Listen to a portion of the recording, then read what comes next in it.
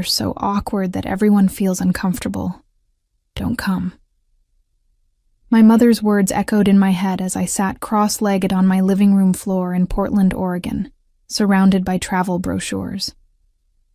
The morning light filtered through the curtains, casting warm patterns on the hardwood floors of my apartment. I should have been preparing for my sister's wedding, but instead, I was planning an escape to Paris. My name is Kayla, and I had just turned 27 the week before. For most of my life, I had been the family disappointment, the daughter who never quite measured up to my younger sister Vanessa's sparkling presence. While she glided through life collecting achievements and admirers, I stumbled through mine with social anxiety and a tendency to say the wrong thing at the wrong time. The phone call from my mother had come 3 days earlier, delivered in that particular tone she reserved for me, part exasperation, part embarrassment. Vanessa was marrying Wesley, a real estate developer whose family owned half the waterfront properties in Seattle. The wedding would be a lavish affair at a historic estate, with 200 guests dressed in designer clothes, sipping champagne that cost more than my monthly rent. "We've discussed it as a family," my mother had said, her voice tight. "Vanessa's concerned about the impression you'll make. You know how you get at social events, Kayla. The stammering, the awkward silences. Wesley's family is very particular about appearances, and this day needs to be perfect." I had wanted to argue, to defend myself, to point out that I was her daughter too. But the words caught in my throat the way they always did when I tried to stand up to her. Instead, I whispered, "I understand," and ended the call before the tears started. My best friend Zoe had found me crying in my cubicle at the insurance company where we both worked as claims adjusters. She listened to the whole story while rubbing circles on my back, her face growing more indignant with each detail. "That's absolutely cruel," she said firmly. "You're her sister. You should be there." "Maybe they're right," I murmured, wiping my eyes. "I am awkward. I do make people uncomfortable." "Stop that right now." Zoe gripped my shoulders, forcing me to meet her eyes. "You're thoughtful and kind. Just because you're not loud and flashy like Vanessa doesn't mean you're less worthy." But Zoe's words couldn't erase a lifetime of feeling like I didn't belong in my own family. My father, a successful surgeon, had always been distant, more interested in his golf handicap than his daughters.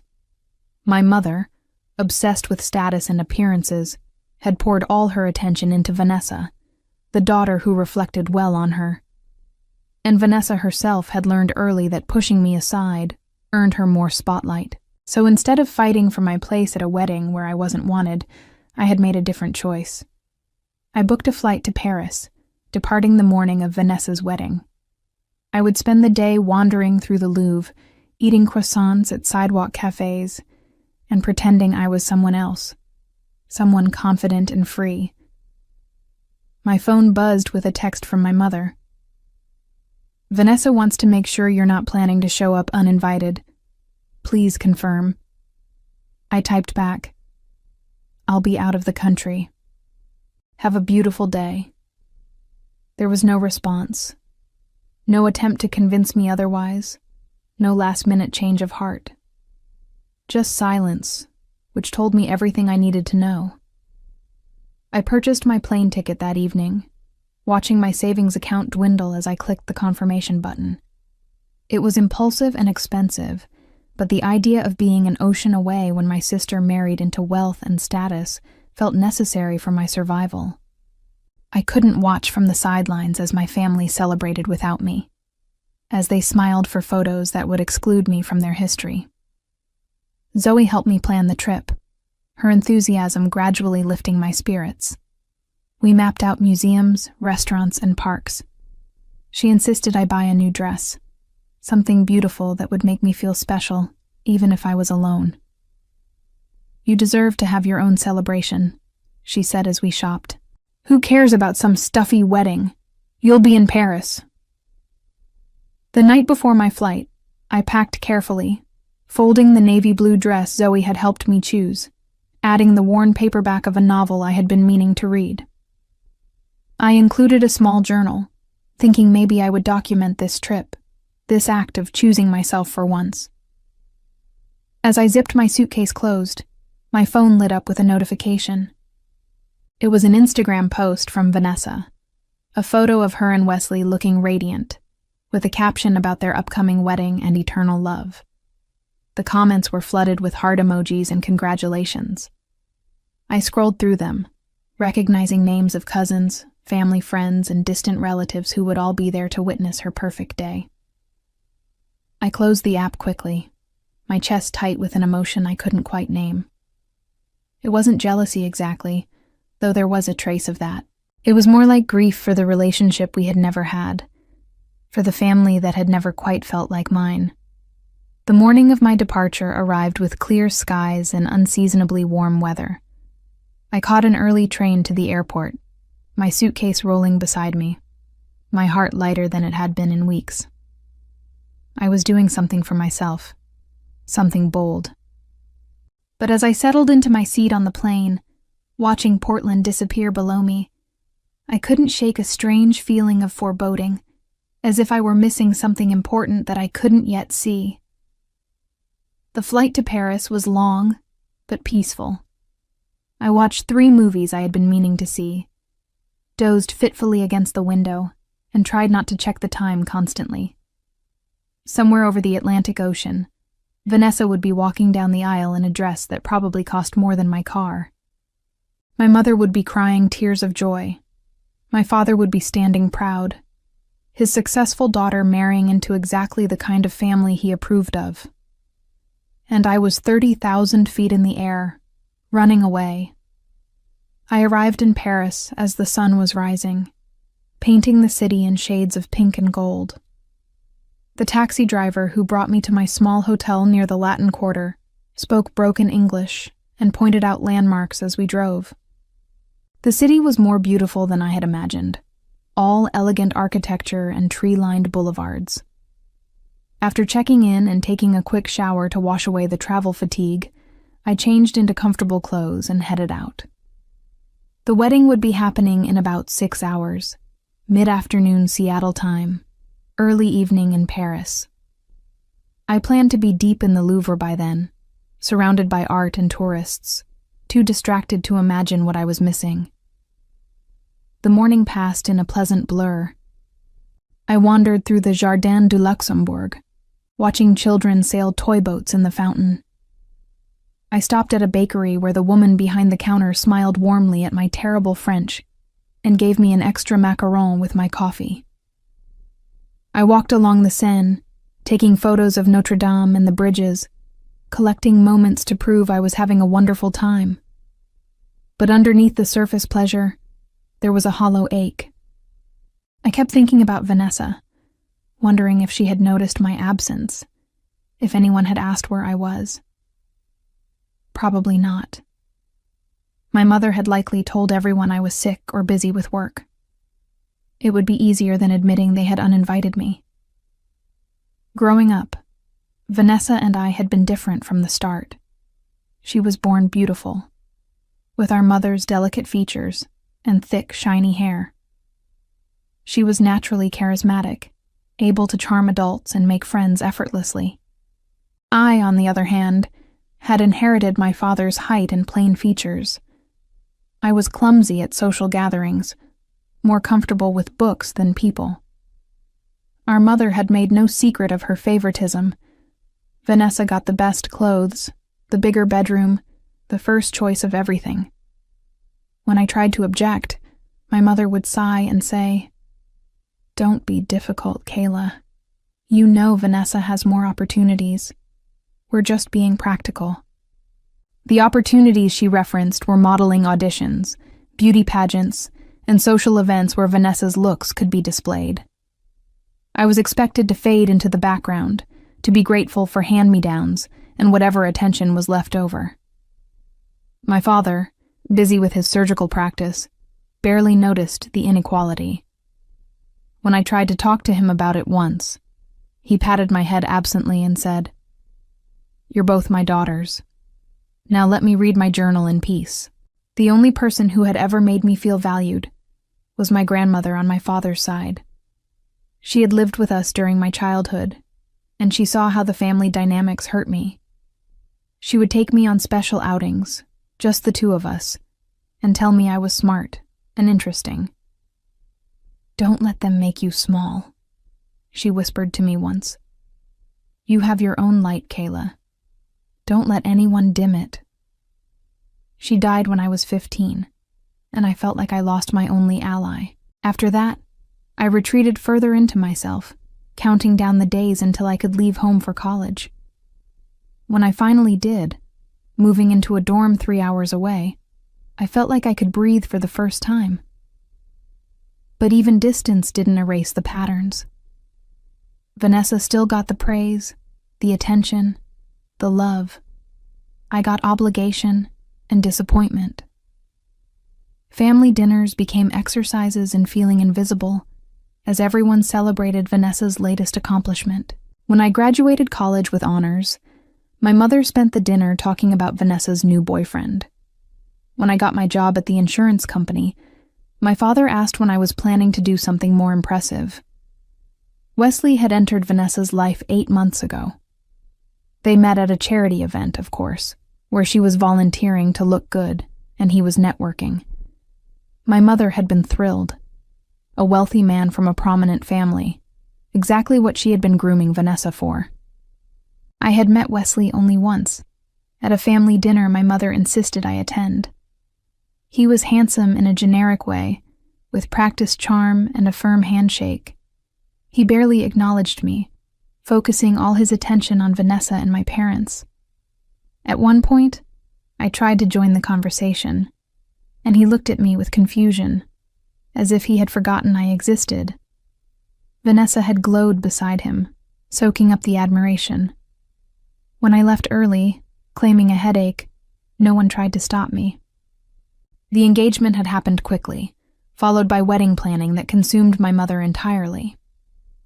Every phone call was about flowers, venues, and guest lists. When I asked if I could help, my mother said, "We have it handled. You'd probably just stress Vanessa out."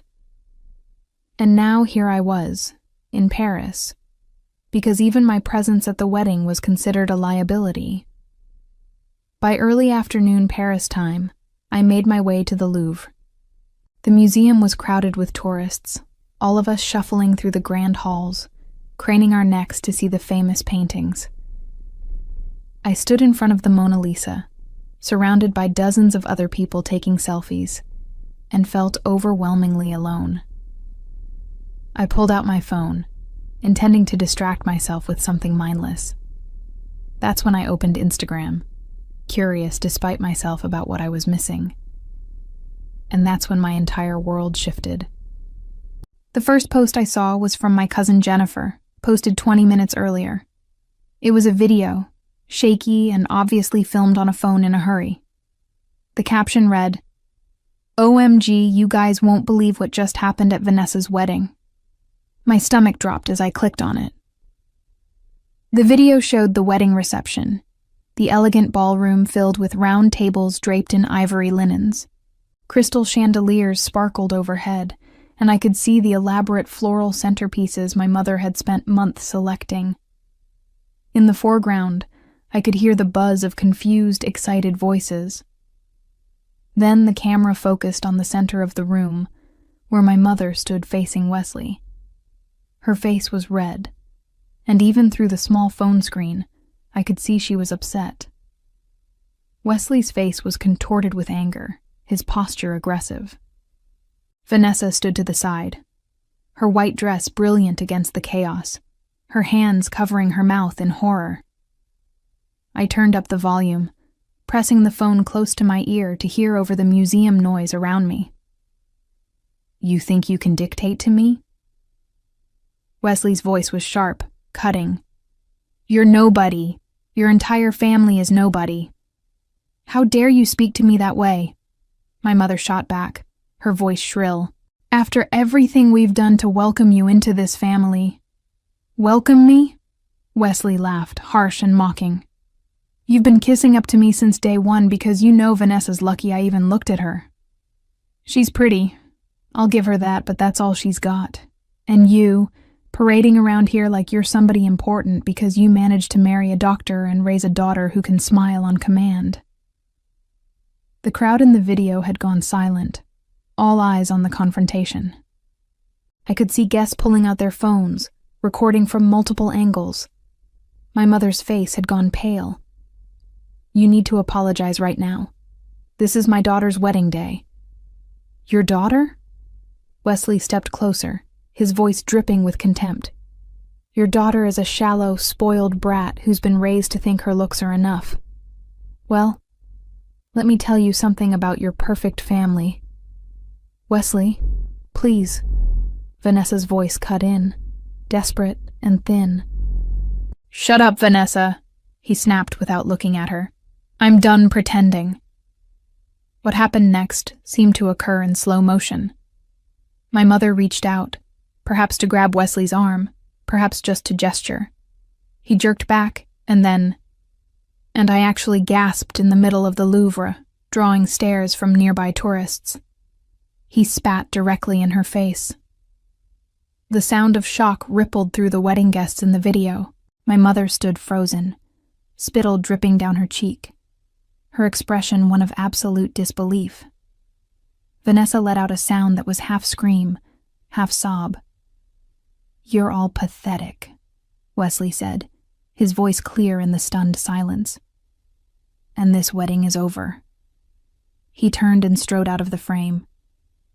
The video ended with my mother still standing motionless, guests rushing toward her with napkins, my father appearing from somewhere, his face purple with rage.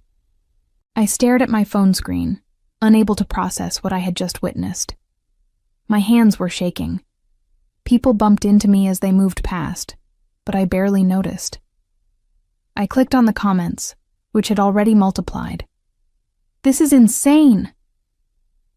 Did he really just spit on the bride's mom? Who even is this guy? The mother looks so shocked. This is awful. Wedding of the year for all the wrong reasons. I backed out and searched for Vanessa's account. She had posted nothing new. But dozens of people had tagged her in the video, which was spreading rapidly. I found 3 more versions of it from different angles, each showing the same horrifying moment. My phone rang, making me jump. It was Zoe. Kayla, are you seeing this? She said as soon as I answered. It's everywhere. Someone I went to high school with just shared it, and she doesn't even know your family. I just watched it, I said, my voice strange to my own ears. Zoe, he spat on my mother, in front of everyone. It's already going viral. There are memes starting. This is going to be huge. I felt dizzy. I found a bench along the museum wall and sat down heavily, still clutching my phone. I should call them. I don't know what I should do. What can you do? You're in Paris. She was right. And yet, I felt guilty for being away, even though I had been pushed away. I felt guilty for the tiny spark of vindication in my chest, the whisper that said, they wanted a perfect wedding without me, and look what they got instead. As I sat there, more notifications flooded in. The video was being shared across platforms. News sites were starting to pick it up. Within an hour, it had a trending hashtag, Wedding Spitgate. My phone rang again. This time it was my father. I stared at his name on the screen, my finger hovering over the answer button. He had never called me just to talk, only when my mother made him, or when he needed something. What could I possibly say to him right now? I let it go to voicemail. Then my mother called. Then Vanessa. Then my mother again. I watched each call go unanswered, feeling like I was watching my old life collapse from a safe distance. Around me, tourists continued their museum visit, oblivious to my crisis. A family took photos near me, the children laughing. A couple argued in French about which gallery to visit next. Life went on, indifferent. I looked back at my phone, at the frozen frame of my mother's face with spit sliding down her cheek, at Wesley's expression of pure contempt, at Vanessa's horror-stricken eyes, and I thought, everything is about to change. I finally answered my mother's call on her 5th attempt. By then, I had left the Louvre and was sitting in a small cafe near my hotel, nursing a cup of coffee that had gone cold while I watched my phone light up repeatedly. Kayla. Her voice was raw, stripped of its usual composed superiority. Where are you? I told you. I'm in Paris. You need to come home. Right now. I stirred my coffee slowly, watching the spoon create small whirlpools. Why would I do that? Don't be difficult. The familiar edge crept back into her tone. Your sister needs you. This family needs you. Funny how that works, I said quietly. The family that didn't want me at the wedding suddenly needs me when things fall apart. This is not the time for your self-pity. Do you have any idea what we're dealing with? That video has been viewed millions of times. Millions, Kayla. Your father's practice is getting calls. Vanessa is hysterical. We're being harassed online. And where are you? Hiding in France like a coward. Something inside me snapped. A coward. You told me not to come. You said I was too awkward, too embarrassing. You said I would ruin Vanessa's perfect day. I never said that. Yes, you did. 3 days ago. You said everyone would be uncomfortable if I attended. There was a pause. When she spoke again, her voice had shifted to the manipulative sweetness she used when she wanted something. Kayla, honey, I think you misunderstood. I was just concerned about you feeling overwhelmed by such a large event. You know how anxious you get. Don't gaslight me. I know exactly what you said. Well, regardless of past conversations, we need you now. Vanessa is devastated. She's locked herself in her old bedroom and won't come out. Your father is barely holding it together. And Her voice cracked convincingly. I'm humiliated. That man spat on me in front of everyone I know. My friends, our family, business associates. Everyone saw. I should have felt sympathy. This was my mother, hurt and publicly humiliated, but all I felt was a strange numbness. What do you want me to do about it? Come home, talk to Vanessa, help us figure out how to handle this media nightmare. Show the world we're a united family. A united family, I repeated slowly. The family that excludes me until they need damage control. Kayla, please, I'm begging you. She had never begged me for anything in my life. The sound of it should have moved me, but instead, it felt hollow, performative. She didn't want me. She wanted a solution to her problem. I'll think about it, I said. I have to go. Kayla, wait. I ended the call and blocked all their numbers. Then I ordered a glass of wine even though it was barely 3 p.m.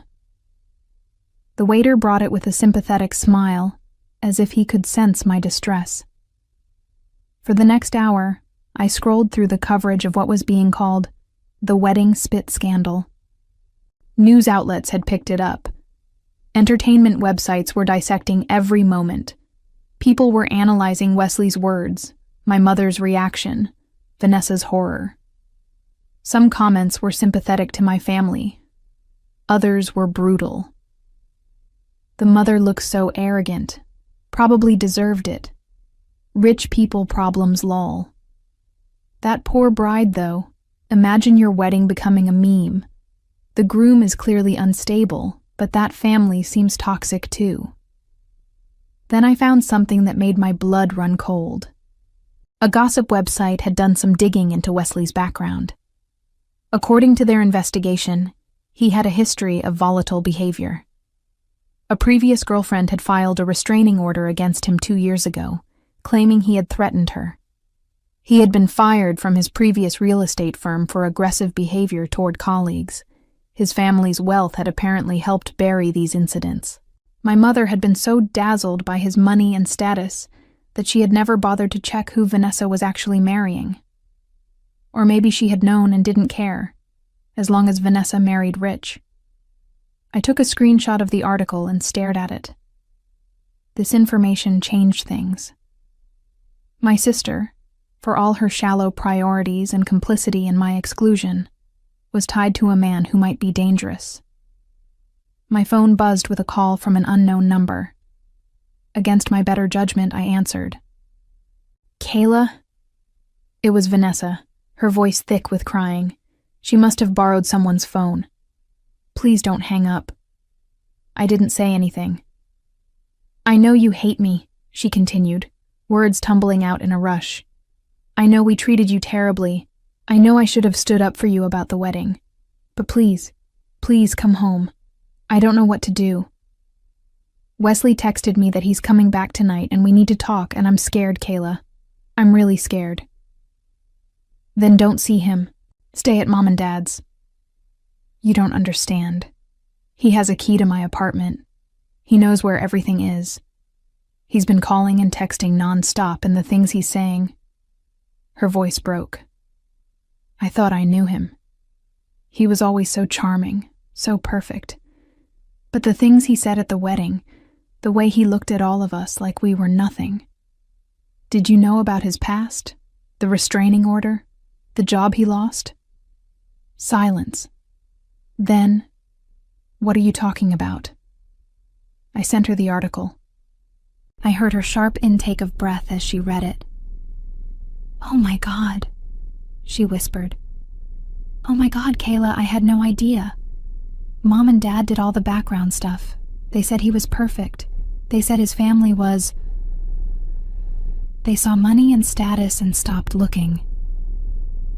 Vanessa was crying harder now. "I need you. Please. I know I don't deserve your help, but I'm your sister. I'm scared of what he might do."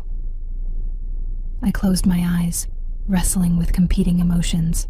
Part of me wanted to tell her to figure it out herself, to let her experience what it felt like to be abandoned by family. But another part, the part that remembered us as children before everything got complicated, couldn't ignore her fear. "I'll see what I can do," I said finally. "But Vanessa, I'm not coming back to play happy family and pretend everything is fine. If I come back, things are going to be different. Anything. I'll do anything. Just please help me." After we hung up, I sat for a long time watching the Parisian street life flow past my cafe table. Couples holding hands, tourists studying maps, locals hurrying home from work. Normal life continuing obliviously while my world rearranged itself. I pulled up flight information on my phone. There was a flight leaving tomorrow morning that would get me back to Portland by evening. It was expensive to change my ticket, but I had my credit card. As I booked it, I felt something shift inside me.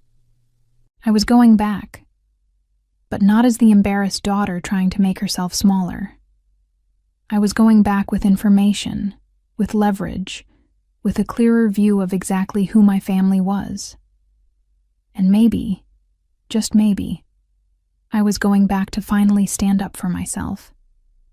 The flight home felt different from the flight to Paris. I wasn't running away this time. I was running towards something, though I wasn't entirely sure what. I spent most of the journey researching, my laptop open to multiple tabs about Wesley, his family, and the various news stories that had spawned from the wedding video. What I discovered painted a disturbing picture. Wesley's family wealth came from his grandfather, who had built a real estate empire in the 1970s. But Wesley himself was the youngest son, often overlooked in favor of his more accomplished older brothers. His position in the family company was largely ceremonial, a title with no real power. He had bounced between various roles, leaving each one under murky circumstances. The restraining order from his ex-girlfriend included details that made my stomach turn. She described him as charming initially, then increasingly controlling and aggressive. He would fly into rages over minor issues, then apologize extravagantly with expensive gifts. The final incident that led to the restraining order involved him showing up at her workplace and causing a scene when she tried to end things. I found her social media profile. She had deleted most old posts, but there was one from a year ago. 1 year free from toxicity. If you're in a relationship where you feel afraid, please know you deserve better. Leaving was the hardest and best thing I ever did. I took more screenshots, building a file of information. If Wesley was as volatile as he appeared, my family was going to need more than damage control. They were going to need protection. When I landed in Portland, it was raining, the kind of persistent drizzle that characterizes Pacific Northwest autumns. I took a rideshare directly to my parents' house, a sprawling colonial in an upscale suburb where every lawn was manicured and every car was expensive. My mother answered the door looking haggard. Her usually perfect hair was pulled back messily, and she wore no makeup. For the first time in my life, she looked old. "You came," she said, and there might have been genuine relief in her voice. "Where's Vanessa?" "Upstairs. She hasn't left her room since yesterday. Your father is at the office trying to manage the fallout.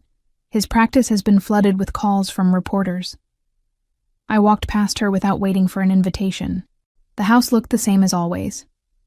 Tastefully decorated, immaculate, cold. I climbed the stairs to Vanessa's childhood bedroom, the largest room on the second floor, the one with the best view. I knocked. "Vanessa, it's Kayla." The door opened immediately. My sister looked terrible. Her eyes were swollen from crying, her hair tangled. She was wearing sweatpants and an old t-shirt. No makeup, no jewelry. I had never seen her look so undone. "You're really here," she said, and then she hugged me.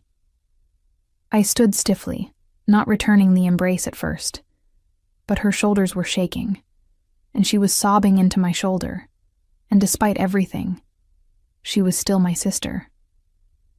My arms came up slowly, awkwardly, and patted her back. "Come in," she said, pulling away and wiping her eyes. "I need to tell you everything." We sat on her bed, the same bed she had lounged on years ago while talking on the phone to friends, ignoring me when I tried to join her. The irony wasn't lost on me. "Wesley's been texting me constantly," she began, showing me her phone. The messages were a disturbing mix of rage and manipulation. Some called her worthless and stupid. Others apologized profusely and begged for another chance. Some were threatening in vague, unsettling ways. "I'm coming over tonight whether you like it or not. We need to talk face to face. You're making this worse by ignoring me. I know where you are." "I love you so much, baby. I was just stressed. Your mom provoked me. Give me a chance to explain. You're going to regret treating me this way." I felt cold reading them. "Have you responded to any of these?" I told him to leave me alone. That made him angrier. "You need to go to the police, get a restraining order." "With what evidence?" "He hasn't actually threatened me directly. And his family, Kayla, his family is powerful. They have lawyers, connections. Mom and Dad are terrified of them suing us for defamation or something." Defamation? He's the one who spat on Mom in front of 200 witnesses. I know, but his family is claiming he was provoked, that Mom said something offensive first. They're trying to spin this as him being the victim of our social climbing. I laughed bitterly. That's rich. Mom has been social climbing since the day she married Dad. Vanessa looked at me with an expression I had never seen from her before. Honest acknowledgement. I know. I've always known. But I thought that's just how life worked. You marry someone successful, you present the right image, and everything works out. That's what Mom taught me. And look where it got you." She flinched, but didn't argue. "I saw the articles you sent. About his ex-girlfriend, the restraining order. I can't believe I didn't know. I can't believe Mom and Dad didn't check. They saw what they wanted to see. Money, status, the right family name. They were so excited to marry you off to someone impressive that they didn't bother looking deeper. Just like they were so excited to have me be the pretty, popular daughter that they didn't care about anything else." Vanessa twisted her hands in her lap. "I know I've been awful to you, Kayla. I know I went along with Mom treating you like you didn't matter. It was easier to be the favorite than to stand up for what was right." "Yes, it was easier," I agreed. "And now you're paying the price for building your life on shallow foundations." "I know." She looked at me with tears streaming down her face. "And I'm sorry. I'm so sorry. For everything. For every time I got the bigger room, the better clothes, the attention. For every time I let Mom exclude you or put you down. For the wedding. God, Kayla, I should never have agreed to you not being there. You're my sister." I wanted to say I forgive you. I wanted to hug her and tell her we would fix this together. But years of hurt don't evaporate with one apology, no matter how sincere. "I'm not here to absolve you," I said quietly. "I'm here because you're scared and you asked for help. But Vanessa, when this is over, we're going to have some serious conversations about our family and how we treat each other." "I know. I want that. I want to be better." Before I could respond, we heard shouting from downstairs. Male voices, one of them frighteningly familiar from the wedding video. Wesley had arrived. Vanessa grabbed my arm, her fingers digging in painfully. "He's not supposed to be here. How did he get in?" We crept to the top of the stairs and looked down. Wesley stood in the foyer, facing my mother. My father had apparently just come home and was standing between them, his face flushed with anger. "Get out of my house," my father was saying, his voice tight and controlled in that surgeon way he had when he was furious but trying not to show it. "I need to see Vanessa," Wesley said. He was disheveled, his expensive suit wrinkled, his hair messy. He looked like he hadn't slept. "She's not answering my calls. I need to explain. You spat on my wife. At my daughter's wedding. You humiliated our entire family. You have exactly 10 seconds to leave before I call the police." Wesley laughed, and the sound made my skin crawl. "The police? And tell them what? That I had a disagreement with my mother-in-law? That I got upset at my own wedding? You assaulted her. Is that what she's calling it? Interesting, since she's the one who grabbed me first. I was defending myself." "That's a lie," my mother shrieked. "I never touched you. You're disgusting, you're—" "Careful," Wesley said, his voice dropping to something dangerous. "You might want to watch what you say. My family has very good lawyers. We could make things very difficult for you. For all of you." I felt Vanessa trembling beside me. I pulled out my phone and started recording, angling it to capture the scene below. Whatever happened next, we were going to have evidence. "Are you threatening us?" my father asked. "I'm stating facts. You've all been slandering me online, sharing that video, making me look like a monster. But what people don't see is what led up to that moment.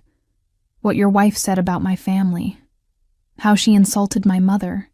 Suggested we weren't good enough for precious Vanessa." "I never," my mother started. "You absolutely did. You spent months dropping little comments about how we should be grateful to be connected to your family. How your husband, the surgeon, and your beautiful daughter were such prizes. You treated me like hired help at my own wedding." "That's not true," my father said, but there was less certainty in his voice. "Isn't it? But here's the thing. None of that matters now. What matters is that Vanessa and I are married. Legally married. And I want to see my wife." "The marriage isn't valid," my mother said quickly. "You walked out before the ceremony was finished, before signing the papers." Wesley smiled, and it was not a pleasant expression. "Actually, we signed the marriage license that morning at the courthouse. A little insurance policy, you might say. So yes, Vanessa is legally my wife, and I have every right to see her." The words hit like a physical blow. I saw my parents' faces go slack with shock. Beside me, Vanessa made a small, wounded sound. "You said we would do it at the wedding," she whispered to me. "He said doing it at the courthouse first was just a formality for paperwork, that the real marriage was the ceremony. I thought it was romantic, spontaneous. I didn't tell anyone because he said it should be our secret." My mind raced through the implications. If they were legally married, everything became more complicated. Divorce would take time. Wesley could claim rights to anything Vanessa owned, and in the meantime, he could make all their lives miserable. Unless an idea was forming, risky and possibly brilliant. But I needed more information first. I handed my phone to Vanessa, still recording, and whispered, "Keep filming. Don't let him see you." Then I walked downstairs. "Who the hell are you?" Wesley asked when he saw me. "I'm Kayla, the other daughter, the one who wasn't important enough to invite to the wedding." My parents stared at me like I had appeared out of thin air. My mother looked terrified, my father confused. "Kayla, go back upstairs," my father said. "No, I want to hear what Wesley has to say." I turned to him, keeping my voice calm and level. "You're right that my mother can be difficult. She absolutely cares too much about status and appearances. But spitting on her? That was quite a choice. She pushed me too far." "By saying what, exactly? What did she say that justified that reaction?" He hesitated, and I saw the lie forming. "She insulted my mother." "Your mother who wasn't at the wedding?" Another hesitation. "She insulted my family." "Can you be specific? Because there are a dozen videos of that incident from different angles, and in all of them, the audio is pretty clear. She said, 'After everything we've done to welcome you into this family, that's what set you off? You weren't there. You don't know what happened before the cameras started rolling.' You're right, I wasn't there. Because my mother told me not to come. Because I'm awkward and embarrassing and would make everyone uncomfortable. I let that hang in the air. But here's what I do know. I know about Jessica, your ex-girlfriend, the restraining order." Wesley's face went very still. "I know about the job you lost at Davidson Properties for threatening a coworker. I know about the drunk driving charge that your family's lawyers made disappear. I know that you're the disappointment of your family, the son who can't live up to his brothers, who was given a fake position to keep you busy and out of trouble. You don't know anything," he said, but his voice had lost its confidence. "I know that you saw Vanessa as a prize, a beautiful, naive woman from a family desperate to marry her off to money. I know you love-bombed her, isolated her from her friends, and made her dependent on your approval. Classic abuser tactics. I love Vanessa. You love controlling her. There's a difference." I pulled out my phone and showed him the screenshots I had taken of his text messages to Vanessa. These don't read like love. They read like obsession and rage. He lunged toward me, and my father immediately stepped between us. "Don't you dare touch her. Get out of my way. No, you're leaving. Now."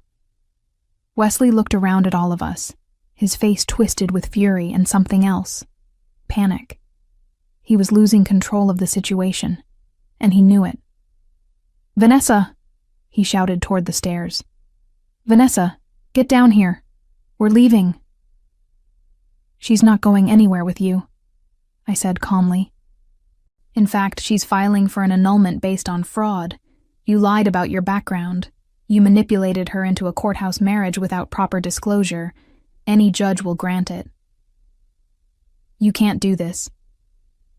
We can, and we will.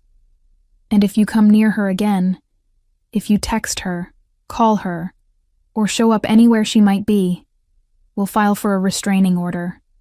And unlike when Jessica did it, this time it will be very public. The same media that's been covering your wedding disaster will be all over the story of the abusive groom. Wesley's hands clenched into fists. For a moment, I thought he might actually hit someone. But then he seemed to deflate, seeing that he had lost this round. This isn't over, he said, his voice low and threatening. My family will destroy all of you. Your family is probably thrilled to be rid of you, I replied.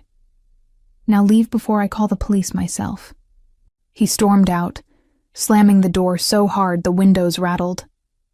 We all stood frozen for a moment in the aftermath, the silence almost worse than the shouting. Then Vanessa appeared at the top of the stairs, still holding my phone, still recording. I got everything, she said, her voice shaking but determined. Every word. And just like that, we had our evidence. The next morning I woke up on the couch in my parents' living room, sunlight streaming through the large windows. My back ached from the uncomfortable position, but my mind felt clearer than it had in years. Vanessa was still asleep upstairs, exhausted from the emotional turmoil of the previous day. My parents were in the kitchen, their voices low and tense. I sat up and checked my phone. The wedding video had now been viewed over 15 million times. Wesley's name was trending on social media. More importantly, 3 other women had come forward with their own stories about him. They had seen the news coverage and decided to speak up about their experiences with his controlling, aggressive behavior. I screenshot everything and sent it to the lawyer I had researched on the plane, a woman named Patricia who specialized in cases involving coercive control and domestic abuse. She had already responded to my initial email, agreeing to take Vanessa's case. My mother appeared in the doorway, holding a coffee mug. You're awake? Barely. I stood and stretched. We need to talk. All of us. She nodded and called up to Vanessa and my father. 20 minutes later, we were all seated around the dining room table where I had eaten countless silent dinners growing up, where I had been ignored and overlooked and made to feel small. Here's what's going to happen, I said, taking control before anyone else could speak. Vanessa is going to meet with Patricia, the attorney I found this afternoon. We're filing for an annulment based on fraud and coercion. We have the video from last night, we have his text messages, and we have statements from his ex-girlfriend and the other women who have come forward. What if his family retaliates? My father asked. Let them try. With this much public attention, any legal action they take will be scrutinized. They're more likely to want this to go away quietly than to drag it out in court. And the media? My mother asked. How do we handle them? We don't hide. We tell the truth. I looked at Vanessa. You're going to give one interview, carefully controlled, with a reputable journalist. You're going to tell your story about being manipulated and deceived. You're going to be the sympathetic bride who discovered her groom was not who he claimed to be. I don't know if I can do that, Vanessa said quietly. You can, and you will. Because right now, you're just a punchline in a viral video. But if you take control of your narrative, you become a survivor. Someone other women can relate to. My mother was studying me with an expression I had never seen before. Something like respect. When did you become so capable? I always was. You just never bothered to notice. The words hung in the air. My father looked uncomfortable. Vanessa stared at her hands. My mother's face flushed, but for once, She didn't argue. "You're right," my mother said finally, her voice barely audible. "I never saw you clearly. I was so focused on Vanessa, on the life I wanted for her, that I failed you as a mother. I hadn't expected an admission." "Yes, you did." "I'm sorry, Kayla. Truly sorry. I know that doesn't fix anything, but I need you to know that I see it now. How badly we treated you. How unfair it all was." Vanessa reached across the table and took my hand. "I'm sorry, too. For everything." I looked at both of them, these women who had shaped so much of my pain. Part of me wanted to reject their apologies, to make them hurt the way they had hurt me. But another part, the part that was tired of carrying all this anger, wanted to try something different. "I'm not ready to say everything is forgiven," I said carefully, "but I'm willing to work towards something better.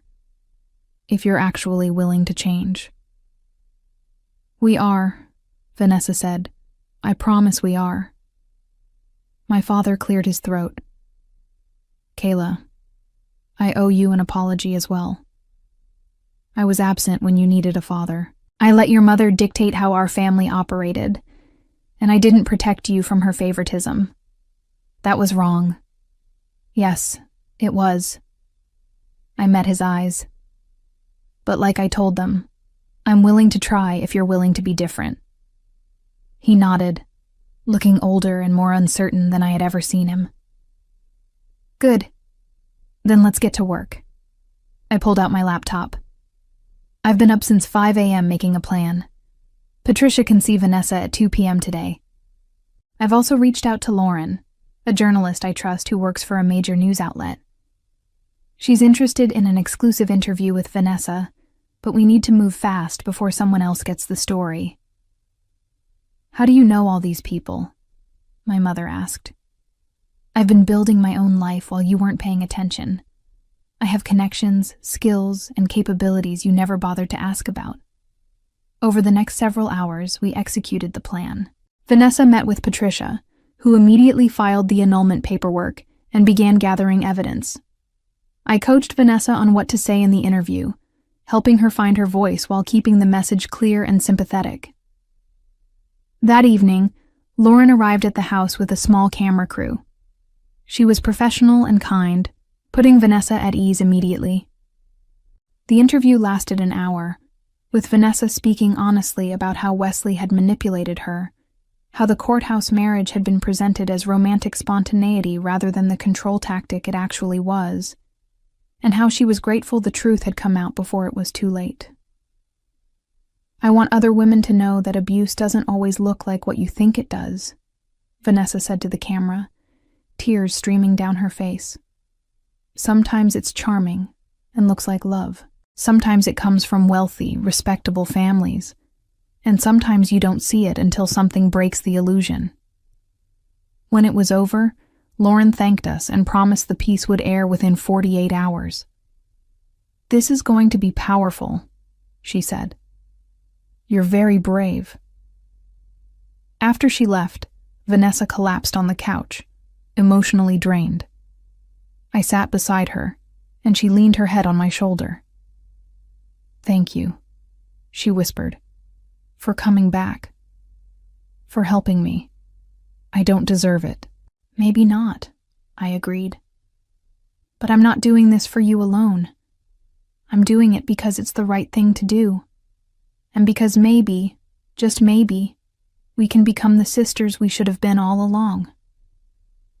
She squeezed my hand, and for the first time in years, the gesture felt genuine. The interview aired 2 days later during prime time. I watched it with my family in the living room, all of us tense and silent. Vanessa came across as vulnerable but strong, sympathetic without being weak. The producers had done an excellent job editing, including the viral wedding video alongside Vanessa's testimony, then showing the text messages Wesley had sent and including interviews with 2 of the other women who had come forward. The response was immediate and overwhelming. Within an hour, Vanessa's social media was flooded with supportive messages. The hashtag from the wedding scandal shifted from mockery to support. Women shared their own stories of manipulation and abuse. The narrative had completely flipped, and then things got even better. Wesley's family released a statement through their publicist the next morning. It was carefully worded, clearly written by lawyers, but the message was clear. They were cutting ties with Wesley. They acknowledged that he had serious personal issues that they had hoped he would address, and that they supported Vanessa's decision to end the marriage. They were essentially throwing him under the bus to protect their own reputation. "They're protecting their empire," my father said, reading the statement on his phone. "They don't want to be associated with this disaster." "Which means they won't fight the annulment," Patricia confirmed when I called her. "I've already heard from their attorneys. They're willing to settle quickly and quietly. Wesley will get nothing from Vanessa, and they're prepared to ensure he doesn't contest it." "What about Wesley himself?" I asked. "He's gone silent, deleted all his social media. Apparently he's checked into some kind of wellness retreat in Arizona. His family basically paid to make him disappear for a while." I felt a surge of satisfaction. Wesley had tried to control and intimidate my sister, had humiliated my mother in public, had threatened my family. And now, he was the one hiding, disgraced and abandoned even by his own family. But there was still one more thing I needed to do. That afternoon, I drove to the local news station, where the wedding video had first gone viral. I had called ahead and arranged a meeting with the station manager, a woman named Helen, who had been surprisingly receptive to my pitch. "So you want to do a follow-up piece," she said, leaning back in her office chair. "About you, the sister who wasn't invited. Not just about me. About how families can be toxic, how favoritism damages relationships, and how sometimes the person everyone overlooks is the one who ends up saving everyone else." Helen smiled. "I like it. It's a great angle. The forgotten daughter who comes back to rescue her family. Very compelling." And it's true. I pulled out my phone and showed her the text message from my mother, the one telling me not to come to the wedding because I was too awkward. I have documentation of everything. I can show how this family operated, how I was treated, and how I chose to help them anyway. Why are you doing this? If they treated you so badly, why expose yourself this way? Because I'm done being invisible. I'm done letting other people write my story. And because maybe, just maybe, some other woman who feels invisible in her family will see this and realize she has value too. Helen studied me for a long moment. "You know this will make your family look bad. Your mother especially. They made themselves look bad. I'm just telling the truth about it. And honestly, they've agreed to this. They know they need to own their mistakes." Which was true. I had discussed this with my parents and Vanessa the night before. My mother had been resistant at first, worried about her reputation, but my father had surprised us all. "Let her do it," he had said firmly. "We deserve to be held accountable, and Kayla deserves to be seen." So here I was, agreeing to an interview that would air in 3 days, right after another update on Vanessa's story. The forgotten daughter and the golden child, both telling their truths. The interview itself was cathartic. I spoke honestly about growing up in Vanessa's shadow, about the constant feeling of not being good enough, about being uninvited from the wedding. I showed the text messages. I explained how I had gone to Paris to escape, only to watch my family's perfect day implode from an ocean away. "But you came back," the interviewer said. "Even after everything they put you through, you came back to help." "I came back because my sister was scared and asked for my help, and because despite everything, they're still my family." But I came back on my terms this time. Not as the forgettable daughter, but as a capable adult who deserves respect. And have things changed? They're changing. My mother is in therapy. My father is making an effort to be present. Vanessa and I are rebuilding our relationship. It's not perfect, and it won't be fixed overnight. But for the first time in my life, I feel seen by them. What would you say to other women who feel invisible in their families? I looked directly at the camera. You are not the problem. Your value doesn't depend on someone else recognizing it. And sometimes the best revenge is not letting them diminish you anymore. Stand up. Speak out. Take up space. You deserve to be here.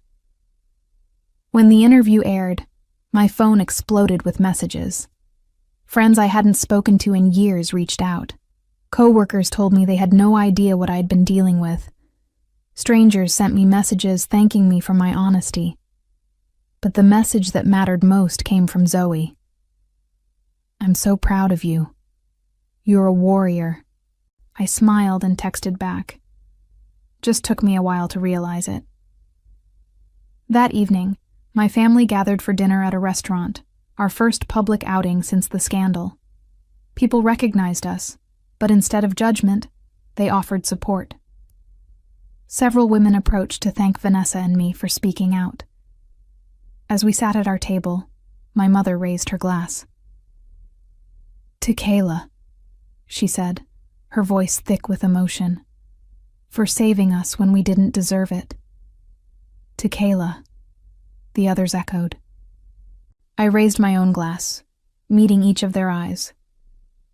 To second chances, and to doing better.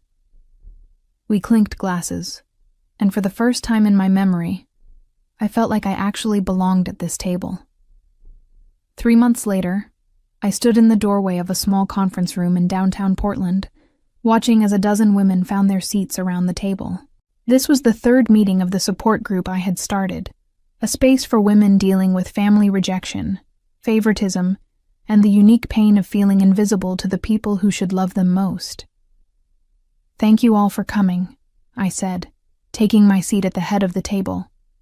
Let's go around and share how this week has been. The responses varied. Some women were making progress with their families. Others had decided to step back and create distance. One woman shared that she had confronted her parents about years of favoring her brother, and while it had been painful, she felt lighter afterward. It's like I finally gave myself permission to acknowledge the hurt, she said. And that acknowledgement was its own kind of healing. I nodded, understanding exactly what she meant. My own healing had been a process, not a single moment. The month since the wedding had been filled with difficult conversations, therapy sessions, and painful honesty. But slowly, gradually, my family was changing. My mother had committed to weekly therapy and had actually apologized to me multiple times, not just once in a moment of crisis. She was learning to examine her own behaviors, to understand how her obsession with status and appearances had damaged her daughters. It wasn't perfect, but it was progress. My father had started having weekly coffee dates with me, just the two of us, where he actually asked about my life and listened to my answers. He was awkward at first, unused to genuine connection with me, but he was trying. That effort mattered. Vanessa and I were rebuilding our relationship slowly. She had started therapy too, working through her own complicity in the family dynamics and her pattern of defining herself through male attention. We talked on the phone several times a week now, real conversations about real things, not the superficial exchanges we had before. The annulment had been finalized without any contest from Wesley or his family. Vanessa had moved into her own apartment, a modest place she could afford on her own, and was going back to school to finish the degree she had abandoned when she started focusing on finding a wealthy husband. I spent so much time trying to be what Mom wanted that I forgot to figure out what I wanted, she told me during one of our phone calls. I'm 25 years old, and I'm just now asking myself what I actually enjoy doing. Better late than never, I said. As for Wesley, he had quietly settled into obscurity. The wellness retreat had turned into a longer stay, and rumors suggested his family had essentially paid him to stay away and keep a low profile. His social media remained deleted. The few people who claimed to have seen him said he looked diminished, broken even. I didn't waste energy feeling sorry for him. He had made his choices, and now he was living with the consequences. My energy was better spent on building something positive. The support group had grown from my initial idea into something real and meaningful. We met twice a month, and women kept finding us through word of mouth and social media. Some came to a few meetings and moved on. Others became regulars, forming friendships and supporting each other through their family struggles. I had also started speaking at events, sharing my story at conferences about family dynamics and women's empowerment. The awkward, anxious woman who had been told she would embarrass her family was now standing on stages, speaking to hundreds of people and being applauded for it. The irony was not lost on me. After the support group meeting ended, I drove to my parents' house for our now regular Sunday dinner. These gatherings were different from the tense, silent meals of my childhood. Now we actually talked, laughed sometimes, and dealt with conflicts directly instead of letting them fester. "How was the meeting?" Vanessa asked when I arrived. She had come straight from her shift at the bookstore where she was working part-time while going to school. "Good. We had 2 new women join today. That's wonderful." My mother was setting the table, and she looked at me with genuine pride. "You've built something really special, Kayla." "Thanks, Mom." We sat down to dinner, and my father asked about my work at the insurance company. I told them about a promotion I had been offered, a management position that would give me more responsibility and a significant raise. "I'm proud of you, kiddo," my father said. "You've handled everything this year with remarkable grace and strength." "I learned that I'm stronger than I thought," I replied. "Turns out being underestimated your whole life teaches you resilience." My mother flinched slightly at the comment, but she didn't deflect or make excuses. "We gave you every reason to walk away from us completely," she said. "The fact that you didn't, that you gave us a chance to do better, is more than we deserved." "You're right," I agreed. "But people are more than their worst moments. We're all trying to be better. That's what matters now." After dinner, Vanessa and I sat on the back porch, drinking tea and watching the sunset paint the sky in shades of orange and pink. We were quiet for a while, comfortable in each other's presence, in a way we had never been before. "Do you think you'll ever fully forgive us?" Vanessa asked softly. I considered the question. I think forgiveness is a process, not a destination. I'm working on it. Some days are easier than others. "That's fair." She paused. "I'm working on forgiving myself too, for being so shallow, so complicit in how you were treated. We were both products of how we were raised. You were rewarded for certain behaviors, and I was punished for being myself. We're both unlearning those patterns now." "When did you get so wise?" I laughed. "When I was sitting alone in Paris, watching my family's perfect day fall apart, and realized I had a choice. I could stay bitter and let the pain define me, or I could use it to become someone stronger. I chose the second option. I'm glad you did. I'm glad you came back." "Me too." We sat in companionable silence as the stars began to appear. My phone buzzed with a message from Zoe, asking if I wanted to grab brunch next weekend. I smiled and replied yes, grateful for the friend who had been there for me when my family wasn't. As I drove home later that night, I thought about the journey I had been on. From the forgotten daughter to the woman who saved her family from their own mistakes. From invisible to undeniable. From running away to standing my ground. The wedding that I wasn't invited to had become the catalyst for everything that came after. The viral video, the public humiliation, the exposure of Wesley's true nature. It had all cracked open the perfect facade my family had maintained for so long. And in the wreckage, we had found a chance to build something more honest. Wesley faced the consequences of his actions in ways both public and private. His family's statement had permanently damaged his reputation in their social circles. The other women who came forward had given interviews that painted a clear pattern of his abusive behavior. He lost his position at his family's company, lost access to their wealth, and became a cautionary tale about entitled men who think charm and money excuse cruelty. His name was forever linked to that moment of spitting on my mother, a permanent stain on his character that no amount of wellness retreats could erase. The last I heard, he was living in a small apartment in Arizona, working a regular job for the first time in his life, humbled and alone, exactly what he deserved. My mother, too, had faced her own reckoning. Her social media had been flooded with criticism after my interview aired, forcing her to confront how her behavior appeared to others. Several of her friends had distanced themselves, uncomfortable with the truth that had been exposed. She had cried many nights, mourning the reputation she had spent decades building.